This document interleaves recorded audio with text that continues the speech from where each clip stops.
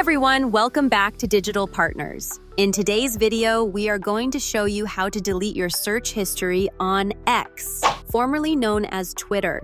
Whether you want to remove a single search or clear your entire history, we will guide you through the steps. Let's get started. To begin, open the X app and tap on the search icon at the bottom of the screen. Then, tap on the search bar at the top, where you will see your recent searches. If you want to delete a single search, simply press and hold the search entry and tap Clear. If you want to delete your entire search history, tap on the X next to recent searches, confirm your choice, and tap Clear. Your search history will now be completely removed, and that's it.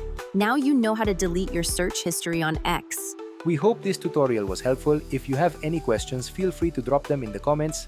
Don't forget to like, subscribe, and hit the bell so you won't miss our upcoming tutorials. Thanks for watching Digital Partners, and I'll see you in the next video. Bye.